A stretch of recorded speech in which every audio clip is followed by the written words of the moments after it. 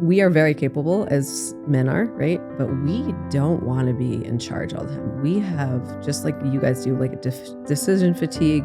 We're constantly in charge and making choices and holding boundaries and making sure things get done and helping all these things, parts of life to run. Like, we want a space where we don't have to do that. We can let the F go and go on a journey and not be in charge. Hey guys, welcome back to another episode of the TPM show. If you watched the previous episode, I am once again greeted by a special guest, or joined by a special guest, my beautiful wife, Erin Holt. Hi. Erin, thanks for being here. Hi, babe. Hey. Is it weird saying that on the microphone? Yes. Yeah, it is. And guys watching this on YouTube will also get an idea of how beautiful you are and how lucky I am. Thank you. Speaking of lucky, this question comes by today. And so to give guys that haven't watched this previously, what I did is I posted in our private group. So for the men that are going through our program, we have a flagship program called the Activation Method.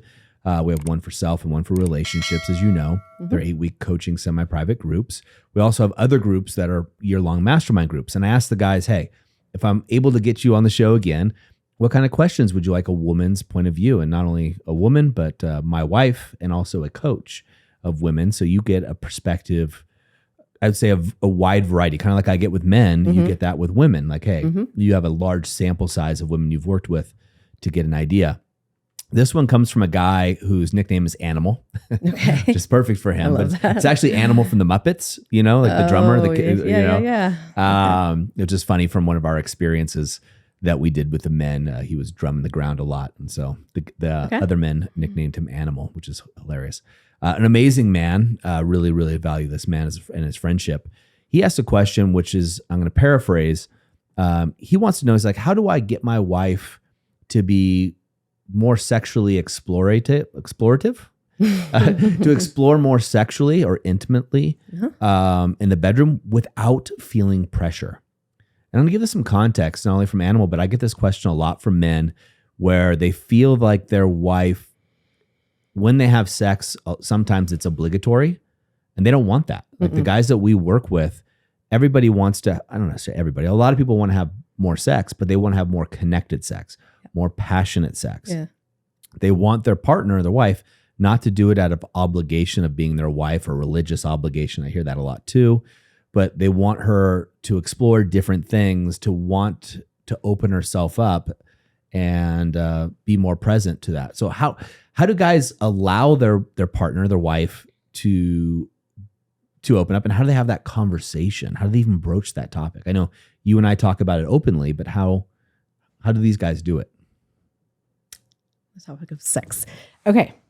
So funny enough, like, we all do this. It's how we all got here. And there's such weird energy around it, right? That's why this is even a question of like, how do we talk about something that, assuming, like, let's just assume in a monogamous relationship, this is something that you and I signed up to do. Like, this is what we are doing, just the two of us, right? So it's just like, maybe even start it like that. Like, this is so important to me to feel you and so connected. And I like the pleasure of you, like the intimacy, the connection, the joy, the fun. And like, I want to make this as best as possible for both of us. And like getting down to like creating a really safe place for her to understand where you're coming from, as opposed to it feeling like, oh my gosh, like, I'm not good enough in bed. He wants more. Is he going to want somebody else? Like, what does this mean? Like, bringing up all the fear, because all of us, whether we want to admit it or not, have some sort of weird fear or healing that we probably get to do around our sexuality and sexual life and experiences. So just making it feel really safe, first and foremost. We can get to the bedroom in a minute, but I would assume on some level for men, but 100% for women, sex starts outside of the bedroom. So without knowing any background or context on animals, marriage or life or how they do life, I guess I'll just answer it kind of a broad thing from what I know from being a woman and being married and going through different evolutions of our marriage and then coaching women, is that I'll just, like, a lot of times from being married in a household, like, remembering that that part is a business and handling some of the unsexy stuff and getting it dialed in really well will free up your woman's mind to, it's like called the mental load. It like running a household, raising kids, keeping things going never stops. Running a business never stops, right? So it's just learning how to, a trick that Doug and I have played around with and we're in constant evolution of is running your house as a business and like having times to meet about like who's responsible for what, who does this. So it's like she's not constantly being like, hey, can you do this? This needs to be done. Hey, you can do this, needs to be done. As I'm talking about this, a dynamic that can happen that's super unsexy when things like that aren't handled is she kind of feels like she's your mom or you're a third child and you start to feel super nagged or like she's being your mom. And like that is just not a recipe for hot sex. So clearing up things like that and remembering to revisit it. You might have set some sort of loose agreements 15 years ago, but maybe it's time to update and be like, hey, how do we actually want our home to feel, the business of running our, like that part of our life so that that's handled just like you have strategies and optimization in business, like same thing at home frees up both of you, honestly. So it's just real clear. So there's no wasted bickering or energy about those things. That will free up your wife immensely to able to tap into, have more time to tap into her feminine energy and her sexual energy. And then also things like remembering like this is your one person you're going to be with, like keep the juice alive, like take care of yourself, date her. She can date you too. Like just like walking by and like I say this to Doug all the time, like I want you to walk by me like in the kitchen sometime and just touch me a way only you can touch me. And it's just like a little reminder, a little spark of like, oh yeah, that's my man. And like, it's so easy to fall out of, yet it's so easy to do. And it makes a huge difference. I used to, pre-kids, think that scheduling was unsexy because you had all the time in the world and the freedom and the space to do that. But now since having kids, not every time, obviously, but sometimes it's really sexy to know like, okay, we have a date night this night.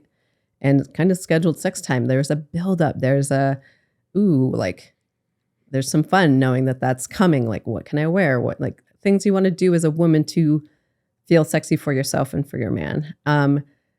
And some of those things will help with having the conversations and bringing into like, you know, you're allowed to want to explore and just making her feel real safe. And that it's not from a lack from her. It's just from a desire to share new things with her. I love it. There's so many things I want to bring up for the guys. First and foremost, Tim and I did an episode, gosh, a long time ago, well over a couple of years ago, I think, called Don't Make Your Lover Your Mother.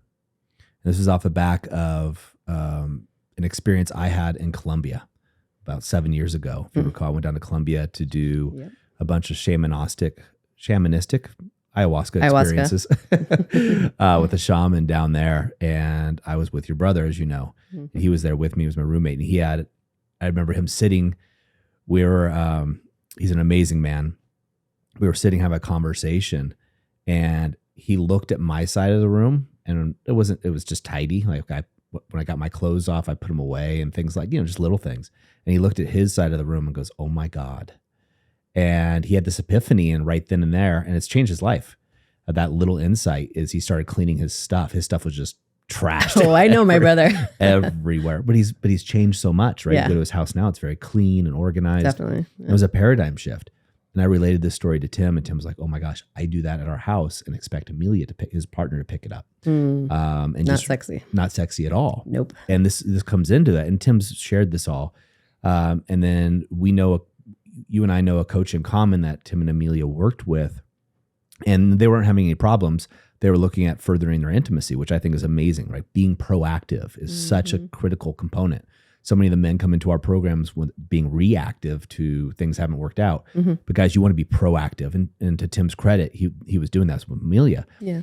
And this coach asked Tim, like, Tim, when's sex start for you? And Tim's like, well, as soon as it comes to my mind, like as soon as Amelia touches me, I'm ready to roll.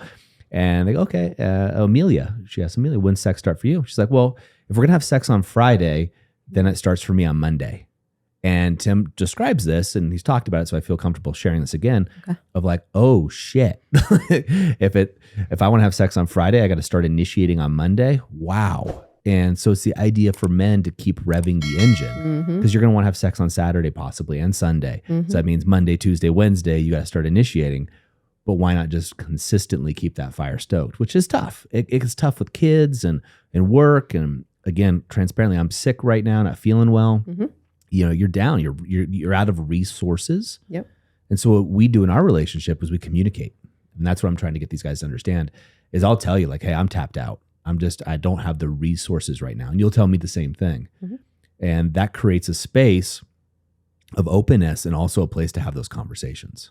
Well, and on the flip side, we've gotten creative since having kids of like, hey, Saturday at noon, this is happening. Like, or hey, right now I'm going to put a show on for the kids. Yeah. So it's just like, you get to grow and change and get creative over being a long-term relationship. Right. And I love that about like, hey, when does sex start for you? Because for women, it just starts differently. And I think also respecting that is very different starting points usually for men and women. And that's okay.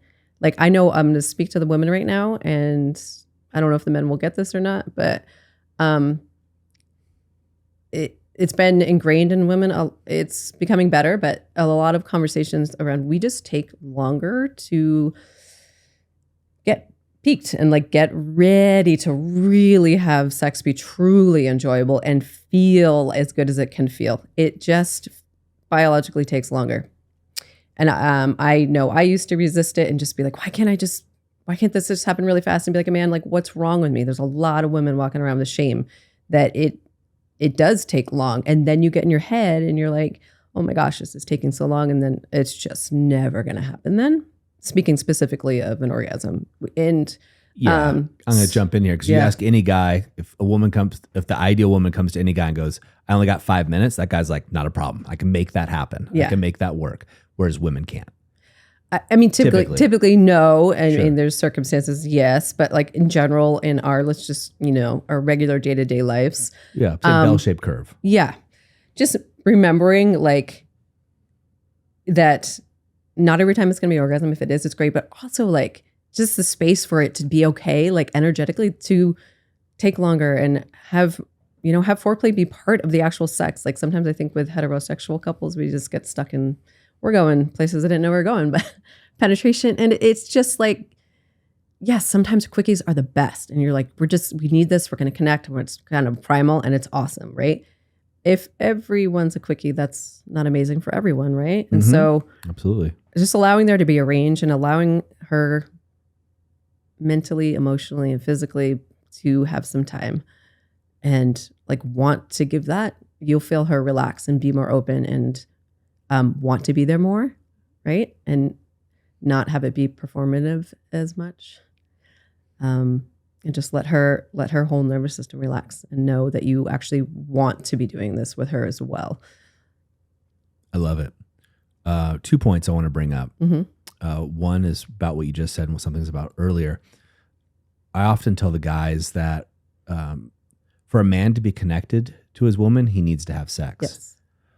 For a woman to want to have sex, she needs to be connected. Yes. So they're almost polar opposites in some ways, although they can both be achieved. And so I'll say this to the guys that are looking to have these conversations. Connection outside the bedroom is first and foremost the key for your woman to want to have that conversation. Because if she doesn't feel connected, she doesn't feel safe. And if she doesn't feel safe, why would she open herself up to other things, especially in this Western puritanical, if you will, society? Sex is so taboo, even though, as you said, we all are here on this earth because our parents had sex. But yet we don't talk about it. A lot of people right now are nervous that you and I are talking about it, listening to this. And they've turned it off already because, oh my gosh, that's so weird. Yet this is the thing, and this is the second point. I told you this, a couple days ago, maybe last week. I was in CrossFit working out, and I was mad at myself. Right, that's how I motivate myself. I'm, the carrot of the stick. I yell at myself, and I work out harder.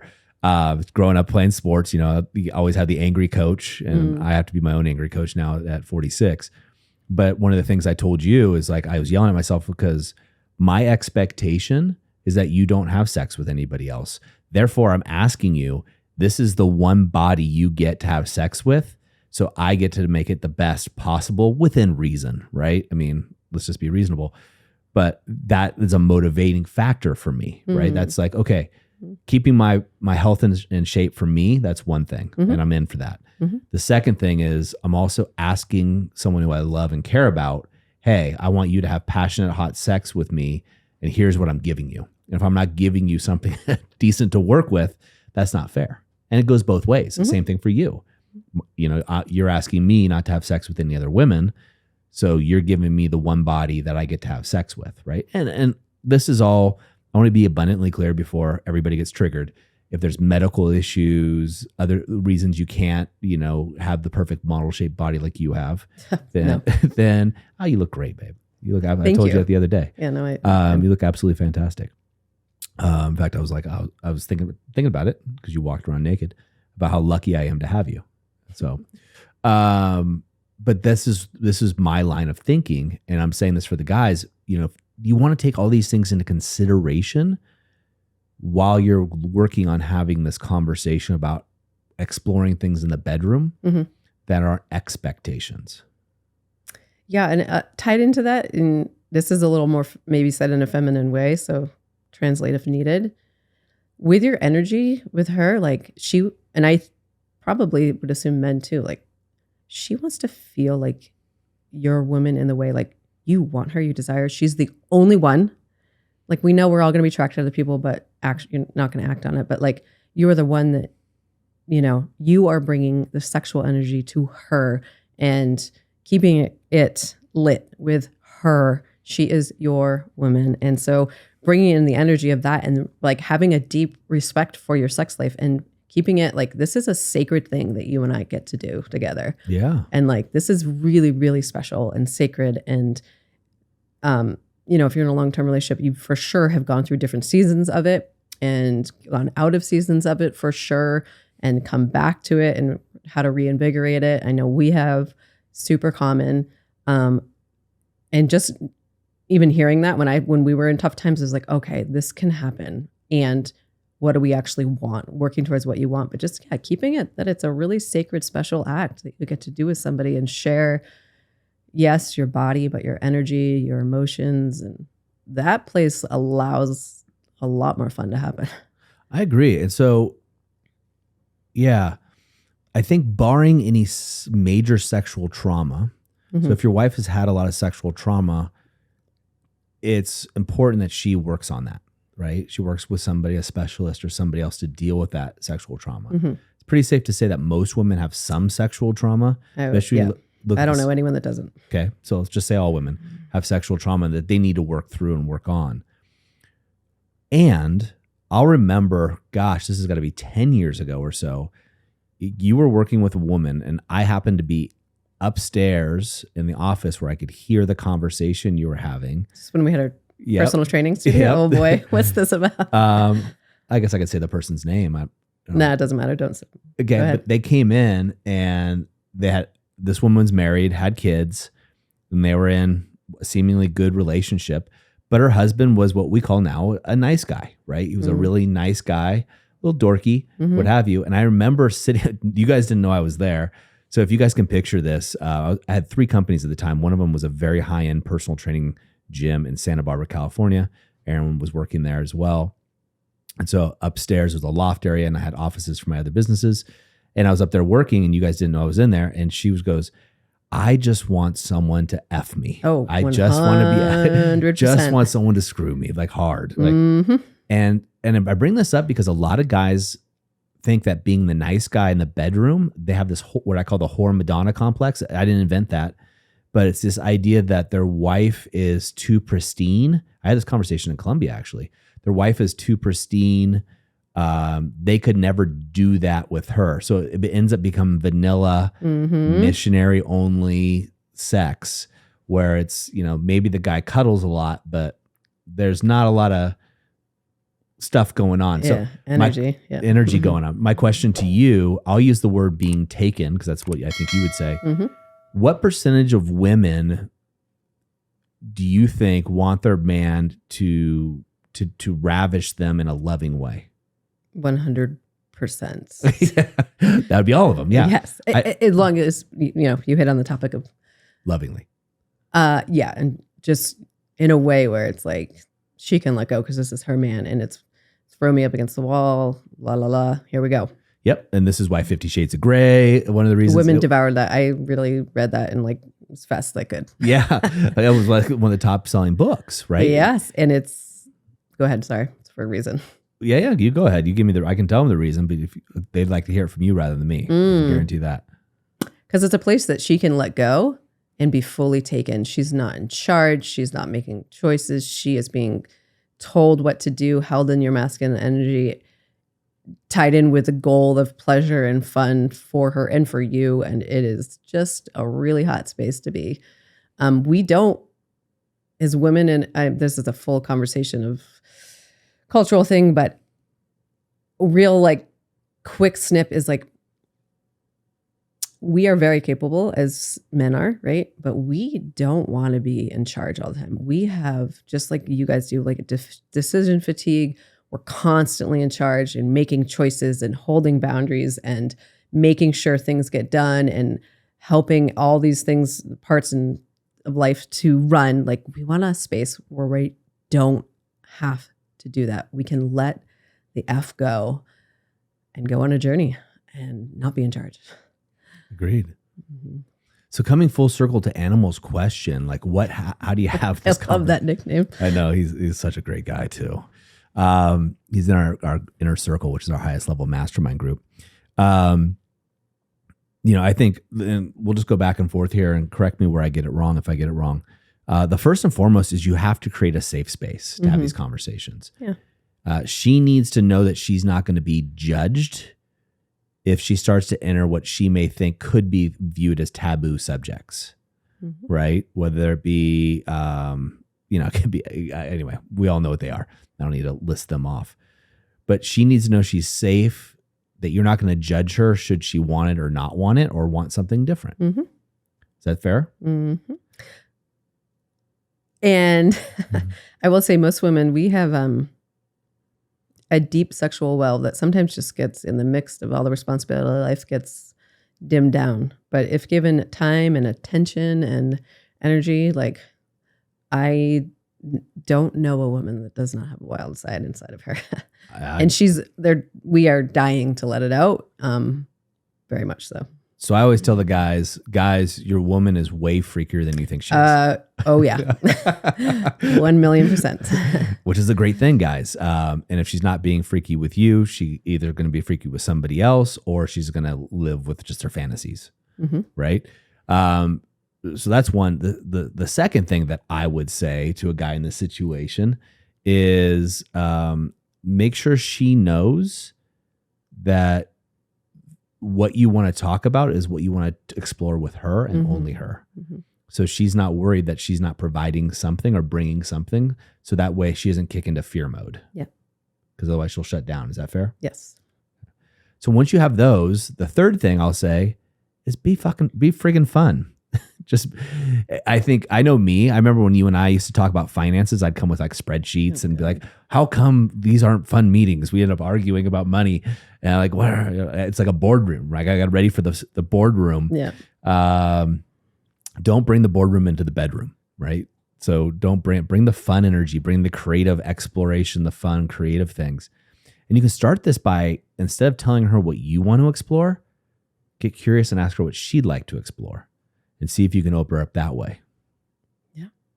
Yep. Looks like we're gonna have some fun conversations later. I like this. And then, so if she's resistant to this, there most likely is some level of shame on her side.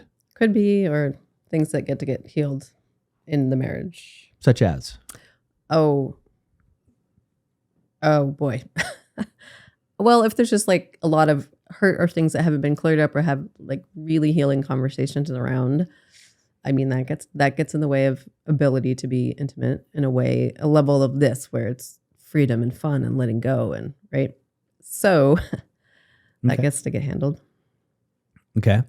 And another thing you mentioned is the overwhelm. And I know some of the guys that listen to this have gone as far of saying, okay, all right, Doug, I hear you say my wife be overwhelmed, but we not only have one nanny, but we have two nannies and we have someone who cooks. So what the heck? How can she be overwhelmed when I've hired all this help for her to take it off her shoes? What's really going on here? Ooh, without knowing context. I've heard this a number of times from guys whose wives will just say, oh, I'm just so stressed or overwhelmed. So they say, okay, being a guy, what do we do? Fix it. We'll fix it. Yeah. They hire one nanny. One nanny's not enough. Get two nannies. Okay. Let's get a cook to come in and prep meals. Okay. She's still, burnt out. Still burnt out. Well, a couple of things that come to like intuitively would be like there's without knowing marriage dynamics or anything, but well, I would assume if a man was doing the work with you guys, he's either at a place where he's finally taken the steps to take a responsibility for the emotional well-being of the marriage and the home and the child rearing. A lot of times, just many reasons, but that falls on the woman. And we whatever language you want to use these days, it's called invisible labor. But it's just like the constant maintaining of emotional harmony and healing and stability and having the conversations to make sure everybody in your family is healthy and happy and feelings get hurt and you clean it up and teach your children how to do all that. And then if you're also responsible for maintaining the emotional health of your marriage and bringing up the conversations and cleaning up the fights. And like I say it and I feel exhausted. If there's not a partnership around that part of it, it's really is on her shoulders per se, where it does feel burdensome. So it just sucks the life out of her. Does that make sense? Completely. Yeah. You look like you're waiting to say something. I just know what a couple of these guys, I'm thinking of two guys in particular, would say. They'd say, Erin, I own my side of the street. Okay. I show up as a CFO, chief fund officer, all the time, consistently. I've cleaned up my stuff. I'm doing the work. I've got the nannies. I got the chef. I take her on vacations. What gives? It sounds like it might be time for her to dig into herself. And it sounds like she's probably lacking some sort of deep connection to herself, which we can use the word purpose, right? That's a really hot word. It's having more fulfillment in life. Really is it's really easy. I'll just like for women to disappear in their lives, of disappear in everybody else's life and making other people's lives work and being the support role. And after a while, like a few years down the road, decades down the road, you're just like, doesn't know who she is. She's literally just disappeared into making everybody else's life work.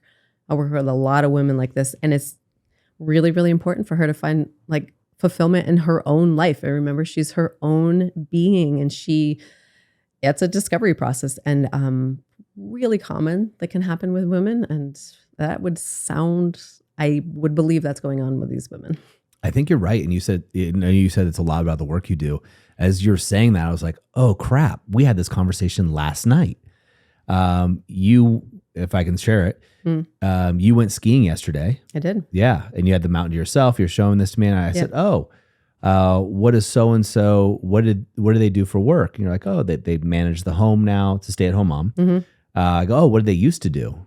And you weren't exactly sure. We talked about it, but you also mentioned, yeah, she's really lost right now, as a lot of women are.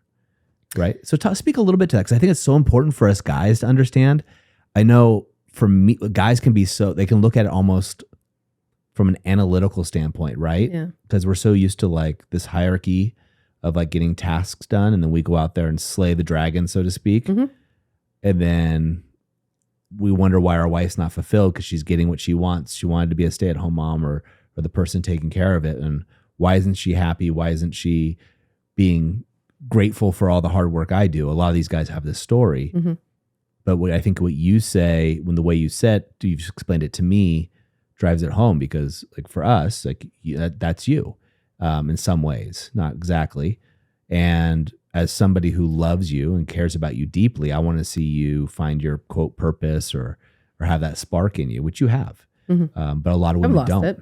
Yeah. I'll fully admit it. I think stepping into parenthood, motherhood, becoming a father and mother are very different, and as they should be. We're different species, but super common. And I walked through this with myself, and I still am walking out of a phase of it. Our youngest is just 4. Like I had a fulfilling career. I did training with professional athletes back in Boston, strength coach, and moved to Santa Barbara. Doug and I met, we ran our gym together. And, then I transitioned into coaching as well. And, really wanted to be a mom. And it's, I know there's people in this program from around the world, but yeah, I will just speak because we live in America. There's not much support set up in our system to thrive as parents. So we just kind of like, I chose to be home with our children for many reasons. I want to be there, then you don't get these years back, right? And even though I wanted that, it is really weird to like, you spend, all these years, whatever, I'm going to college like I did, studying, getting certifications, hours and hours and hours, years and years of work and honing your skills, to then all of a sudden just let it go and be like, okay, here I am. I am taking care of a baby, which I wanted, but this is lonely and isolating. And the hardest thing I've ever done, hands down. The best thing I've ever done, hands down. So it's just like mixing all of that. It's just a big pot of like huge amount of change you can never really be prepared for until you're in it. It's the best thing. It's the fucking exhausting. And you've walked away from something that, even if you were like, okay, I'm ready for a change, like to go from abruptly to quote unquote being professional to then you're home and just adjusting to like, okay, now I'm the person that takes care of the home and the kids. And some women find really deep fulfillment in that. I know I personally have days I do and days I don't. I know I've gone from like having a few clients to when we had our second and pandemic to being like, I don't have any capacity, to now coming back to having clients again. I know I am in a phase of my motherhood and life where it's like, I know I'm the best mother, best wife, best person if I do things that bring me joy, like skiing and coaching more clients and creating things that are for just my happiness. Because we're so trained as women to make sure our people are happy, that they are thriving, that we literally forget about ourselves. And there's just whole conversations around that. So it's that is what I would say about that right now. Yeah, and both of these men, the 2 men that I'm thinking about in particular, I think this is what's happening in their relationships, specifically. And we'll get back to Animal's question here, but the reason I'm bringing this up, because I think it's so important for the guys to understand, and it's something you and I have battled. Like I use the word battle deliberately and gotten in arguments about either you not feeling fulfilled or me not feeling you're doing enough, or vice versa. Or me feeling like I'm not doing enough. And it's created this whole idea of identity and not enough has created conflict in our marriage, right? And luckily you and I have the tools that we've been able to deal with it. And, gosh, can you imagine us having those arguments 10 years ago that have been in disconnect for 3 weeks at least? We both are strong-willed people.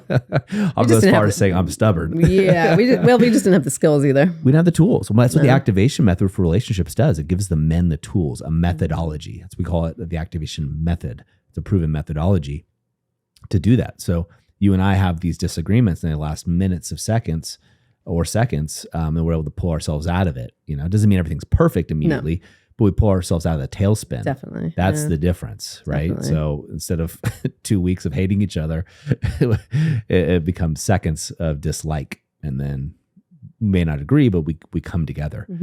And I share all this around the cornerstone of intimacy, because if you want to have these conversations without your wife feeling guilty, we first need to get to the root cause, right? That's the key. Because if we haven't gotten to the root cause of why she feels obligated versus desiring to have these conversations or desiring to have more explorative sex, then she's just going to do this again, right? She's just going to say, okay, I'll just do this to keep him happy, the status quo. And she's not going to feel good about it at the end of the day, right? Nobody wants to feel like they have to have sex with their partner. Every once in a while, we all do things to make our partner happy that we might not be as interested in the time, right? We've all done that. Or at least I'll just say you and I have done that. I'll speak for both of us if that's okay. However, you don't want that to be the regular, No. right? The regular thing coming through. So I think we come back to this idea of, okay, if I'm thinking about this through and I'm putting myself in one of these other guys' situations, I want to have conversations about, maybe it's tantra sex. I want to bring tantra. Like, hey, let's do some tantric together. First, I want to do is make sure we're having it in a space that's comfortable. It's a safe space. She feels safe. 2, I want to make sure the kids are taken care of, the house is taken care of. So those responsibilities are off her plate. And hey, guys, this is why a lot of you guys are having great sex on vacations. I was going to say, and not when you get home. Yeah, and not when you're home. The third thing is, I'm going to reassure. I'm going to make sure she understands that the reason that it's not something that she's lacking, it's something I want to add in as addition to our relationship, right? The third entity, right? Not me, not her, us. And then I'm going to then make sure that I fully understand the rest of her dreams and desires of where she wants to go, get into her world and see where I can go. Then you can have that conversation, right? About it. Like, hey, I want to have a conversation about Tantra and paint the picture, make it fun, right? Would you be open to having a conversation about, maybe taking a class on tantric sex? Yeah. Like doing it together. Yes. Yeah. Yes. To have a better shared experience, like learning about something together, or like you said, take a class together or read the book together. Yeah. I was talking to a guy recently, and this is months ago, actually not recently, a couple months ago. And he was looking to hire a woman who was a sexuality expert, and it involved a lot of physical touch. You paid, it was a high price, almost sound like an escort service when you read a description, but it was under the tantra. And she would touch you and you would touch her in ways that would arouse excitement and learn how to touch your woman better and what have you. And when he was telling me about this, sent me the website, asked for my opinion on it. The thing is, he was going to not tell his wife. He was going to hide it from his wife. And this is the idea of, and a lot of these guys will do, not necessarily to this extreme, but do things like courses and classes in secret, because there's also this shame for the men of, I should just know this, right? Rather than, hey, let's do this thing together. I want to please you more. So I'd like to learn how to go down on you better. I'd like to learn on what excites you, what turns you on. And rather than having that conversation, I know I used to do this in our marriage. I would go take courses in secret. I know. It wasn't secret, but you thought it was. I did think, I always think I'm sneakier than I am. I've just come to realize I'm not as sneaky at all. But I would do it because my ego would tell me I should just know this anyway. And the fact that I didn't would damage my picture of manhood within me. Now it's more fun that you and I just have these conversations together, right? You like it better. I like it better. And rather than me going to some website course to learn about how to pleasure you, I can go to the source. I think you know a thing or two about your body and how it makes you feel good. So again, guys, what Erin's saying again, and I'm saying, is it's the together part that a lot of men miss. And we miss it because we think it conflicts with our manhood. We think we should just be showing up. Our wife should be having multiple orgasms 4 or 5 times a day with us only, but we get this built into us, right? The story. And this is, and I'll tell you, we have thousands of men active in the program right now. Not one of them is doing this, right? Not one of them is knocking at a 10 out of 10 every time in the bedroom with their wife. That, it just doesn't work that way. And vice versa. No, it's not reality. It's not. The movies will make you think so. Guys will think so, right? And it's a funny thing. So you want to set the scene to have these conversations, but it's also building blocks. So if there's been an affair recently, if there's been a lot of abuse emotionally, physically, whatever, recently, you have to build back that trust before you can just jump into a conversation of this depth. I think that's an important side note asterisk, because I also know some of these guys will go from 0 to 60 given the opportunity. Is that fair? Very. Okay. Awesome. Well, I hope this has been helpful for the guys as we go through this. I think that identity piece that you brought up, I know you coach most of the women have this. I think that's something we need to talk about more, because I don't think guys know this exists, honestly. Well, if your woman's lit up in life, she'll be lit up in the bedroom. If, speaking on the topic of sex, if she's lit up in life, her own life, that's the thing. Really teach women how to reclaim their life. And it's not to pull them away from their family or partners. It's actually the opposite. Like if she's pretty much half dead, not feeling alive. Like, you know, like we've all been in different seasons where I know I'll speak for myself where I've like, where did I go? Like, I don't even feel like I'm living in my own life. Yeah. And so it's just like this very big, like, wait a minute, like, what do I need to do for me? Because I'm constantly in caregiver mode. And that takes a huge amount of bandwidth. And so it's just remembering, like, reclaiming her own life so that she can come back the best version of herself, fulfilled and happy and joyful and sexy and feeling those feelings inside of her. As women, we relate to our world through feelings, how we feel. Sometimes I'll talk to Doug and I'll be like, oh, wait, how do you feel about that? I'm like, oh, yeah, you're not one of my girlfriends. Like, then I have to like reframe the question. But it's like, if she's feeling alive in her body and feeling connected to herself, feeling love for herself, like what will radiate out of her is a hugely different woman than somebody who's just lost herself and disconnected and disappeared into the responsibilities of marriage and work and parenthood. And it's super, super common. And it's also super possible to turn it around. I've done it with myself over and over again, reinvented. And I say it with the women I coach all the time. I love it. Yeah. Babe, you're such a great resource. These guys are so lucky to have you on the show. Thank you. Getting here directly from your mouth. And so are the women. So are their wives. For guys that want to pass this on to their partners, what's the best way for them to get a hold of you? Easiest, you just go to my website at sweatdirtandsoul.com and you can just reach out in there. And Erin at sweatdirtandsoul.com is my email. And then, yeah, I'm starting a group at the end of March for really high touch, semi-private women's group that's going to dive into all of the stuff that we just just hit on. So I love it. Excited. I'm excited for the women. I'm excited for their children. I'm excited for the men. Yeah. All that's going to come out of this. It's going to be amazing. So thanks for all you do. Thank you. Yeah, I'm really honored to get to be on here and to get to do this work and have these conversations with you. Yeah, let's keep them going. Gentlemen, as we always say in the moment of insight, take massive action. And this is a big topic. We went a little bit tangentially here, but I think it's important, right? Something that I've learned along my journey is this thought process that comes up, I think, for a lot of women. And like Erin, who's still sitting here next to me, which is weird talking like this, but, you know, went to college, went to university, got amazing grades, got an amazing job in her field, worked her tail off to get to the top of her field. And then, of course, you can imagine, just like us, right? Your wife is going to have these goals, these visions of what her future is going to be like, what she wants to do. And then she actually puts that all to the side to raise the family, to raise these children, to help us out, right? As men. And then as the kids start to get a little bit older and they get less dependent, now who is she? What is her identity? And I think a lot of us guys forget that this is happening for the women that we love the most in our lives, and it creates even more disconnect.